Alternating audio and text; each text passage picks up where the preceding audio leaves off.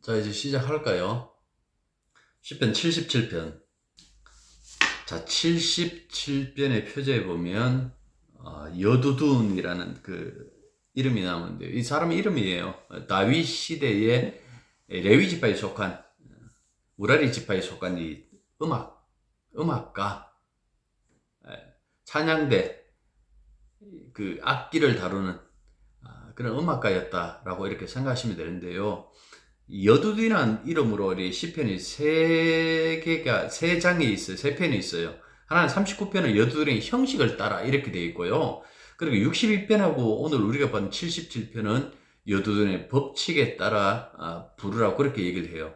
형식과 법칙의 차이는 앞서서 제가 39편이나 62편에서도 그 말씀 드렸습니다만은 확실히 모릅니다. 모르고 다만 이렇게 우리들에게 전해졌다라는 그 정도만 이해하고 계시면 될 것 같습니다. 아무튼 이 77편은 크게 보면요, 두 개의 흐름으로 만들 수가 있어요. 하나는 1절부터 9절까지, 그리고 10절부터 20절까지 나머지 이렇게 볼 수 있는데, 그렇게 보기보다는 셀라가 이제 네 번 나오는데요. 이 셀라 나오는 기점으로 이렇게 세 번 나오는데 그 기점으로 해갖고 네 단락으로 읽는 것이 괜찮은 것 같습니다. 1절부터 3절까지죠. 그렇게 이렇게 해갖고 셀라 한번 나오잖아요. 셀라 이렇게 나오고, 그 다음에 또 9절에 보면 또 셀라라고 나오고, 15절에 또 셀라라고 나오거든요. 그러니까 이걸 기점으로 해갖고 네 단락으로 이해하시는 것이 좋을 것 같습니다. 간단히 얘기하면 77편 이런 거예요. 하나님을 의지하고 자기의 이제 희망으로 삼고 살았던 이 시인이 불안을 감추지 못하는 거예요. 그 하나님 앞에 기도하고 생각하고 그렇게 매달리고 있는데도 그 불안이 사라지지 않더라라는 그 얘기입니다. 그래서 7절부터 9절까지 6개의 이 질문을 해요. 자기 의문을 가지는데 왜 그렇게 이야기를 하는가 하니까 하나님은 나를 버리신 것은 아닌가라는 어떤 그런 두려움, 그 두려움 때문에 이런 불안을 느끼고 이런 의문도 가지고 막 그렇게 해요. 그러다가 옛 기억과 옛 노래들을 생각하고 결국 얻은 답은 뭔가 하니까 이런 거예요. 주님의 발자취를 우리가 헤아릴 수 없다는 것. 지금 당장 내 눈앞에 보이는 이 현실 가지고 주님이 이렇다라고 할 수 없다라는 그런 말입니다. 그래서 13절 하반절부터 14절 상반절까지 보면 우리 번역보다도 이제 히브리어로 이렇게 보면 그 하반절에 미라고 해요. 누가라는 이 단어예요. 누가 하나님처럼 크신 엘인가요? 주님은 놀라운 일을 하시는 바로 그 엘입니다 라고 이렇게 읽을 수가 있는데, 여기 있는 것처럼 우리가 헤아릴 수 없고 언제나 하나님의 그 일은 놀라운 일일 수밖에 없기 때문에 우리가 이해할 수 없다라는 어떤 그런 측면에서 이 부분을 설명하고 있다라는 그 말씀입니다. 자, 첫 번째 단락 1절부터 3절까지는 절망으로 가득한 그 밤의 모습을 보여줘요. 이 시인은 깊은 어둠 속에서 현실과 신앙의 간격을 느끼면서 탄식하고 있습니다. 그러니까 시인에게 이 밤은 지금 환란의 밤이에요. 그래서 2절에 보시는 것처럼 손을 들고 거두질 손을 든다는 기도한다는 거잖아요. 그래서 이 손을 들고 거두지도 못하고 소리쳐 하나님을 불러도 보고 부르짖으며 하나님을 찾아보기도 하는데요. 이렇게 소리치고 부르짖으면 혹시 들을까 하고 그렇게 간절하게 기도해 보지만은 3절에 보는 것처럼 상하는 건 자기 마음밖에 없다라고 그렇게 얘기를 하고 있어요. 그러니까 기도조차도 위로가 되지 않는 그 밤을 시인이 지금 보내고 있다라는 그 말씀입니다. 아무리 소리 높여 부르짖은들, 밤새 두 손을 지켜들고 기도한들, 하나님이 잠잠하시면 그 마음에 평화가 없을 수밖에 없겠죠. 시인이 하나님을 생각하고 아무리 골똘히 생각해도 마음만 상한다 그랬어요. 왜 마음이 상했을까? 왜 하나님이 나에게 위로가 되지 않을까? 그런데 이거는 이 시인이 이런 일들 때문에 낙심을 했는데요. 이 낙심은 어떻게 보면 시인의 낙심만이 아니고 우리들에게도 자주 찾아오는 것 중에 하나가 바로 낙심이죠. 사람들은 가끔 착각해요. 내가 신앙생활 열심히 하고 기도 열심히 하면 뭐 영적인 높은 경지에 올라가서 언제나 그 마음속에 평화를 누릴 것이다 라고 그렇게 생각해요. 여러분들 사도들이 늘 그 영적인 높은 수준에 있기 때문에 그들의 마음은 늘 평안했는 줄 아십니까? 그들은 불안이 없는 줄 아세요? 바울 서신 보면 바울이 불안해하고 기다리고 초조해하는 그 모습도 그 글에서 나타난다고요. 그런 것처럼 어떻게 보면 인간이 불안과 낙심에서 벗어날 수 없음을 보여주고 있어요. 그러니까 불안해하고 낙심해하는 것은 그 인간으로서의 그 모습을 고스란히 보여주는 것이다 라고 생각해야 되는 것이지. 아이고 왜 그렇게 낙심이 많은데, 왜 그렇게 불안해해, 기도해, 해결돼. 그게 참 어떻게 보면 무책임한 말이기도 해요. 그 사람들이 기도할 줄 몰라서 지금 불안해하고 낙심해 할까요? 기도를 하고 하나님께 매달려도, 그러니까 하나님이 잠잠하시니까 불안해하고 낙심해하고 하는 것 아니냐라는 그 말씀이에요. 이런 부분들은 예수님에게도 나타나요. 예수님께서 겟세마네에서 마지막 그 순간까지 자신이 가는 그 죽음의 그 길이 하나님의 뜻과 부합되는 것인지를 두고 초조해 하셨어요. 그 불안함과 두려움, 초조함이 땀방울이 핏방울이 되었다고 그렇게 얘기를 하고 있잖아요. 이런 일이 벌어질 때마다 사람들은 항상 하는 것이 있어요. 무슨 얘기를 하는 거 아니게 이렇게 정말 어떻게 보면 교과서적인 그 대답인데요.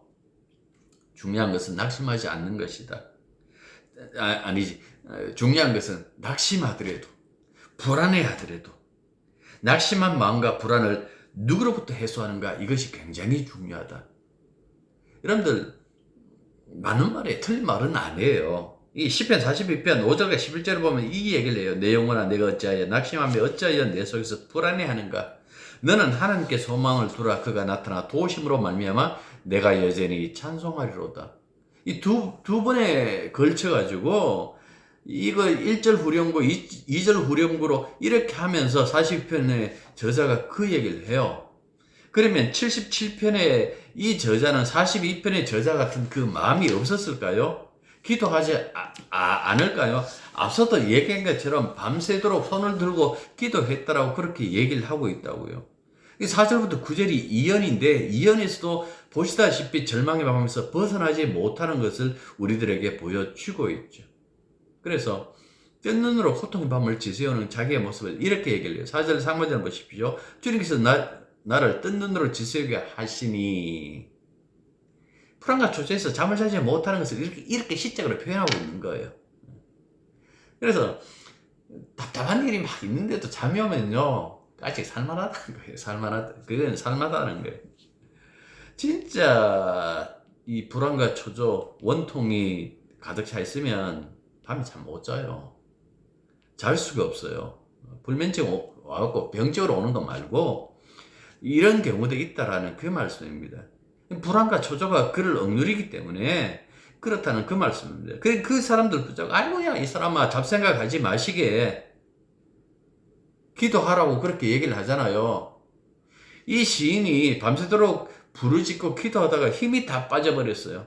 그래 4절 하반절 보십시오. 힘이 다 빠지니까 이 기도할 수 있는 목소리가 나오지 않으니까 이 머리만 팽팽 돌아가는 거예요. 생각만 지금 돌아가는 거예요.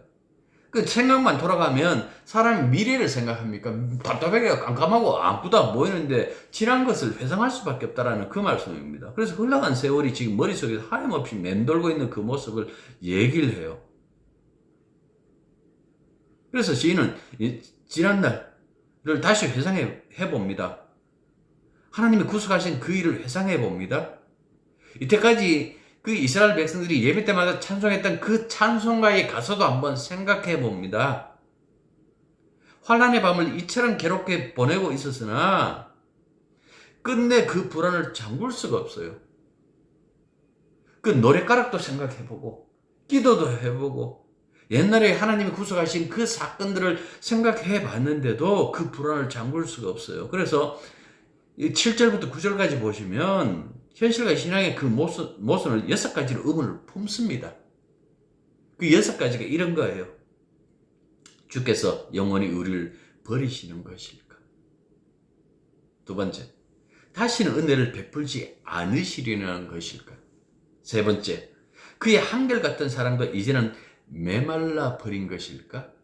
네 번째, 그의 약속도 이제는 영원히 저버린 것일까? 언약이 깨어졌는가라는 그 말씀이겠죠? 다섯 번째, 하나님께서 그 크신 자비를 잊으신 것일까? 여섯 번째, 그의 노여움이 그의 긍휼을 막아버린 것일까? 여기 6가지 수학적 이 의문은요, 언약의 약속을 뒤집는 거예요. 그러니까 한마디로 이걸 요약하면 이런 거예요. 과연 하나님은 이스라엘을 버리셨는가? 혹은 과연 하나님은 자기 백성을 버리셨는가? 하고 지금 질문하고 있는 거예요. 이러한 질문은 바벨론 포로로 잡혀간 유다 백성들의 질문이기도 해요. 그들은 늘 생각했어요. 그들이 이 포로로 잡혀가 바벨론으로 끌려가잖아요. 끌려가면서 사람들 많이 죽었겠죠. 그 긴 그 포로로 끌려간다는 것이 제대로 뭐 물을 주겠어요, 먹을 것을 주겠어요. 살아남는 사람들만 살아남고 나머지는 거기서 죽어가는데, 그 죽어가는 그 가운데서 그 사람들을 보면서 뭘 생각하겠어요? 하나님은 이스라엘 신들에게, 하나님은 바벨론의 신들에게 패배했는가? 한 분 하나님은 과연 바벨론의 그 신들에게 패배했는가? 이 의문은 이 바벨론의 포로로 끌려가는 그 유대인들 사이는 전염병처럼 퍼진 그 화두가 바로 이런 거겠죠. 그래서 여기서 이제 두 부류로 갈라지잖아요. 그렇다라고 생각했던 부류들은요, 바벨론에 쉽게 동화되겠죠. 그리고 자기들이 그 모든 그 이스라엘의, 유다의 모든 것들을 다 유대인으로서의 그 어떤 그 자격, 어떤 자부심, 이런 거 다 버리고 그들은 바벨론의 신들과 바벨론 민족의 일원으로 살아가는 그 변절자가 되고 말았을 것입니다. 자, 그렇지 않다라는 그 부류가 있잖아요. 그렇지 않다. 하나님은 하나님이시다라는 그 생각을 갖고 있는 사람인데, 이 부류 쪽에서도 의문은 남아있어요. 이게 뭔가 하니까, 하나님은 자기 백성들과 약속의 땅을 버리셨는가? 여기서도 갈라져요. 두 부류로. 하나님은 우리를 버렸다. 버려서 지금 이 이방인들에게 붙였다. 자, 이렇게 생각했던 그 사람들은, 이 사람들도 앞에서 하나님이 바벨론의 신들에게 졌다라고 생각하는 사람들과 동일하게 신앙을 포기합니다. 다니엘서 1장에 보면 다니엘의 뜻을 세우잖아요. 다니엘과 세 친구가 이 뜻을 세우는데, 바로 이 뜻과 이들이 신앙에 대한 어떤 그 질문과 연계되어져 있다고요. 그래서 이들은 끊임없이 질문을 던져요. 회의도 해보고 의심도 해보면서 질문을 던져놓고 어떻게 하는 게 아니다. 하나님은 우리를 바벨론에 잠시 붙였지만은 궁극적으로는 우리를 어릴 때 들었던 그 예레미야의 설교처럼 70년 후에 우리를 다시 우리가 살던 그 땅으로 보내실 것이다. 하나님은 자기 백성을 버리지 않았다. 그 남은 자들, 다시 말해서 신앙인들은 끝내 하나님께서 붙잡고 계신다라는 것을 믿은 자들은 뜻을 정하고 그 땅에, 이 바벨론 땅에 있다 할지라도 하나님을 의지하는 그 믿음을 버리지 않았다는 거예요. 그래서 다니엘의 뜻은 그런 측면에서 우리가 봐야 된다라는 그 말씀입니다. 그래서 이 시인도, 77편의 시인도 지난날 하나님이 이루신 기적의 일들을 기억합니다. 이런저런 생각으로 막 그 밤을 뒤척이다가 옛날 일을 다시 꺼내보는 거예요. 그래서 그 일들을 생각해보고 다짐도 해보고 묵상도 해보고 그러다가 이런 고백을 합니다. 이 13절부터 15절까지인데요. 이 새한글 성경을 읽어보면 좀 더 이 원어 성경하고 가깝게 번역되어 있어요. 제가 읽어볼게요. 오 하나님 거룩합니다. 주님의 길은 그 다음에 보면 아까 얘기했잖아요. 누가라고 이렇게 나와요. 크신 엘인가요? 하나님처럼. 주님은 놀라운 일을 하시는 엘입니다. 엘 하는 것은 하나님이라는 뜻입니다. 백성들 가운데서 알리셨습니다. 주님의 능력을. 주님은 구해내셨습니다. 팔을 펴서서 주님의 백성 야곱과 요셉의 자손들을요. 이렇게 얘기를 한 거예요. 그러니까 출애굽 사건을 다시금 한번 생각해보고 묵상해보면서 그는 자신의 잠이 오지 않는 이 밤의 끝을 붙잡으면서 막 뒤척이다가 결국 어떤 그 해답을 찾는가 하니까 이 출애굽 사건을 통해 가지고 돌아보는 거예요. 여기 보면 주님의 표심팔이라고 했는데 이 주님의 팔이라는 이 출애굽 사건 이야기할 때마다 주님의 강한 손과 편팔하고 이렇게 나와요. 뭐 신명기 26장 보면 이렇게 나오는데 손이나 이 팔, 이게 힘이나 하나님의 힘, 하나님의 권능을 상징해요. 그런데 단순히 하나님의 힘과 권능을 상징하는 것이 아니라 하나님이 친히 힘쓰셔서 자기 백성을 건지셨다. 그러니까 주님의 권능과 그분이 친히 자기 백성을 돌아보셨다라는 것이 동시에 그 두 가지가 동시에 담긴 그 말이 바로 주의 팔이다. 주의 팔이다. 라는 그 말씀입니다. 마지막 단락이 16절부터 20절인데요. 그래서 이 출애굽 사건에 대해서 이렇게 얘기를 합니다. 그 혼돈을 상징하는 물이라는 이 이미지. 창세기 1장에 보면 그 혼돈이 있는 것처럼 이 16절 히브리어를 읽어보면 밑에서 위로 올라가는 그 구조로 되어져 있어요. 먼저 물이 하나님을 봐요. 그리고 시인은 하나님을 부릅니다. 시인이 또 물이 하나님을 본다고 재차 말해요. 그러면서 그 물이 두려워 떨었다라고 해요. 그리고 오라고는 그 감탄사를 등장시키는데 그 감탄사 앞에는 하나님이라고 불렀던 그 말에 상응하는 그 말을 해요. 그래서 다시 새한글 성경을 한번 읽어볼게요. 이래요. 물이 주님을 보았습니다. 오 하나님, 물이 주님을 보았습니다. 뜹니다. 깊은 물도 진동합니다. 그러니까 물들이 주님을 보고 단순히 요동친 것이 아니라는 이야기예요. 여기서 뜹니다라고 한 것은 해산의 고통을 느꼈다라는 그런 의미가 여기에 담겨져 있어요. 이런 유사한 생각이 하박국에도 나옵니다. 산이 주님을 보고 비틀거립니다. 거센 물이 넘칩니다. 지하수가 소리를 지르며 높이 치솟습니다. 그러니까 거룩하신 하나님의 그 임하심을 자연조차도 감당하지 못한다는 것. 자연의 어떤 큰 그 현상들 있잖아요. 태풍이 불고 막 이렇게 비바람이 치고 하는 그걸 가지고 하나님 임재가, 그것이 하나님 임재라는 뜻이 아니라 그걸 갖고 표현하는 거예요. 네. 우리가 그런 자연의 큰 현상 속에도 현상도 감당 못하는데 거룩하신 하나님이 임재하신다면 그걸 누가 감당할 수 있는가? 지금 이 자연조차도 그 하나님 앞에 감당하지 못하여 흔들리고 떨리고 서슴치고 그렇게 할 것인데 과연 누가 하나님 앞에 설 것인가? 그런 부분을 이렇게 묘사했다라는 그 말씀입니다. 시편 114편에도 이런 유사한 이야기 있어요. 읽어볼게요. 바다가 보고 도망하며 요단은 물로 갔으니 산들은 수양들 같이 뛰놀며 작은 산들은 어린 양 같이 뛰어놀았도다. 바다야 내가 도망하면 어찌미며 요단아 내가 물러가면 어찌민가. 이게 무슨 소리일까요? 하나님이 등장하니까 이런 일이 벌어졌다라는 그 말씀입니다. 그래서 이런 걸 가지고 이 주의 거룩하심을 울부짖는 그 피조의 세계의 모습을 가지고 이게 창조의 모습이기도 하잖아요. 물과 물을 나누는 그 창조의 모습을 이게 모빈켈이라는 그 유명한 그 시편 학자가 그 얘기를 하는데 하나님의 창조는 이스라엘의 탄생 절정을 이룬다라고 그분은 이렇게 얘기를 했어요. 그러니까 이집트는 그때 혼란의 짐승이 되고 태고의 바다가 된다라는 그 말씀이죠. 그래서 물과 물을 나누는 것처럼 홍해를 나누셔서 자기 백성들이 지나가게 하셨다. 이 출애굽 사건과 이 창조 사건을 결합해갖고 이 구속사, 이 구속에, 하나님의 구속에 대해서 그렇게 설명을 했는데 이것처럼 이 하나님의 그 등장, 하나님의 구원이 어떤 모습인가라는 것을 이야기를 해요. 그러면서도 이 19절이 굉장히 중요한데요.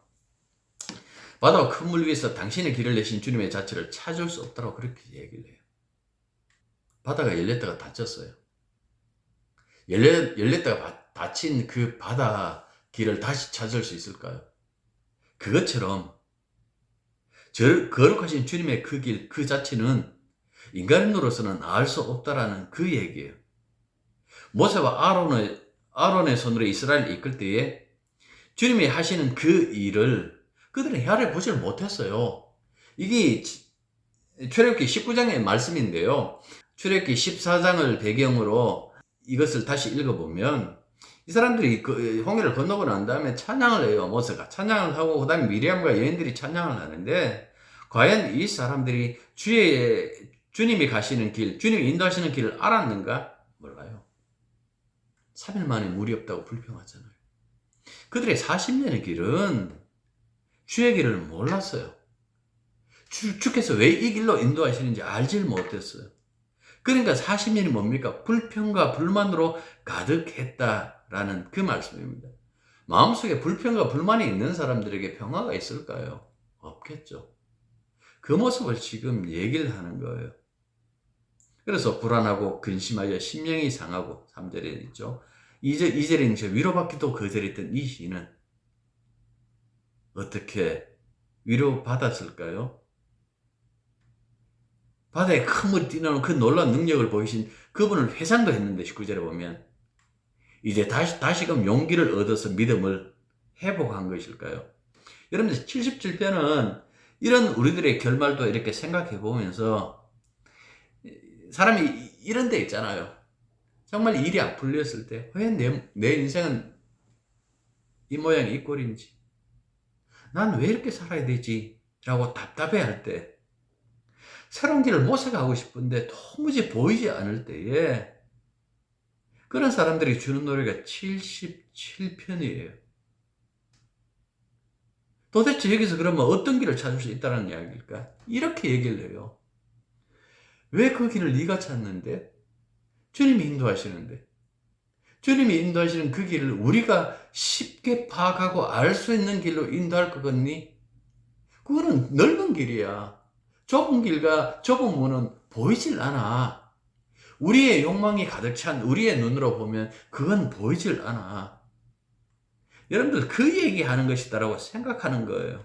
그냥 맡겨두라는 거죠. 주님께. 주님은 깊숙한 바다 속에 그 홍해를 가르쳐서 바다 속에 길이 있다는 것, 그 이스라엘 백성들이 어떻게 알았을까요? 하나님께서는 바다 속에, 그 깊은 바다 속에 길을 내신 분이에요.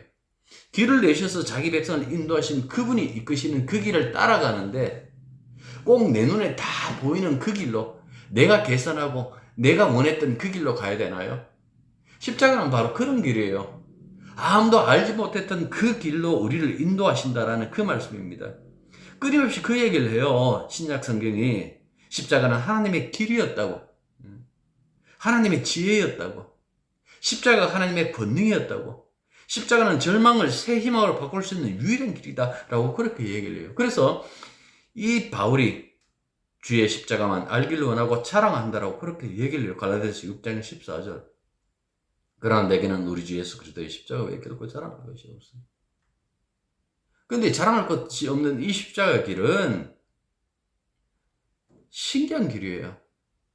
이 길이 있기 때문에 이 길을 가고 있더라면 지금의 내 현실, 내가 당하고 있는 이것 가지고 결과를 판단하지 마십시오. 우리의 삶의 모양하고 결과, 이 성도의 이 삶의 결과하고 상관이 없어요. 예? 이해되세요? 왠가 하니까 우리가 어떻게 살았느냐 그것 가지고 우리 인생의 결과가 나타나는 것이 아니라 예수님의 십자가에서 흘린 그 보혈의 피 때문에 그 피의 권능 때문에 그 우리들에게 결과가 나타나요. 그래서 그 천국에서 면류관 쓴 사람들이 어떻게 합니까? 그 자주 얘기한 것처럼 면류관 벗어갖고 다 주님 발 앞에 놔요. 이것 때문에 우리가 이렇게 하늘과 새 땅에서 주를 찬양하는 이 자리에 나왔습니다 하고 그렇게 노래한다라는 그 말씀입니다. 그래서 이 77편을 읽으시면서 멀리 보십시오. 주님의 그 십자가 사건을 생각하시고 멀리 보십시오. 그 사건의 결과가 부활로 주의 자리에 앉으심으로 그 온 우주의 주님으로 앉으셨다면 우리가 주와 함께 통치한다 그랬잖아요. 주님의 사람으로 주님의 몸이니까 거기에 동참한다라면 그것 바로 보십시오. 그것 바로 보면요. 현재의 이 아픔, 고난, 고통, 불안 이거는 우리들의 그 운명, 우리들의 이 인생의 결론을 바꿀 수가 없어요. 그 어떤 것도 십자가의 보혈을 이길 수 있는 것도 없습니다. 그 얘기를 지금 77편이 우리들에게 해주고 있습니다. 자, 기도하기 전에요. 12월달 이제 남은 수요일 방학하겠습니다. 다시 내년에 들어가고 78편부터 할 테니까 원래는 77편으로 옛날에 영어 제목도 있었습니다만 그 77편으로 원래는 끝마치겠습니다. 기도하겠습니다. 온 밤을 헤매며 부르짖으며 주님을 찾아도 그 마음속에 평안이 없다가 주님이 하신 일을 생각하고 찬송하며 돌아보다가 비로소 답을 얻습니다. 주님의 길은 알 수 없다는 것, 우리가 쉽게 파악할 수 없다는 것. 그러나 그분의 그 신기한 그 능력이, 그리고 주님의 길이 결국 구원이었고 우리를 당신이 약속하신 대로 인도하셨다는 것을 깨닫고 난 다음에 시인이 회개한 것처럼 우리 역시 십자가를 생각하며 주님의 그 십자가의 길을 따라가는 그 길 끝에 있는 영광을 늘 생각하며 살아갈 수 있도록 도와주시기만 간절히 바라옵나이다. 현재 우리의 삶의 모양이 우리 인생의 결과를 맺는 것이 아니라 주님이 십자가에서 흘리신 그 보혈로 말미암아 주님, 우리 인생의 결과가 이미 확정되었다라는 그 사실 속에 늘 주님만 찬양하고 현실의 그 아픔보다도 좀 더 멀리 볼 수 있는, 그 멀리 보면서 주와 함께할 그 영광을 바라볼 수 있는 그 해안, 그 지혜, 그 은혜를 저희들에게 내려 주시옵소서. 예수님 이름으로 기도드립니다. 아멘.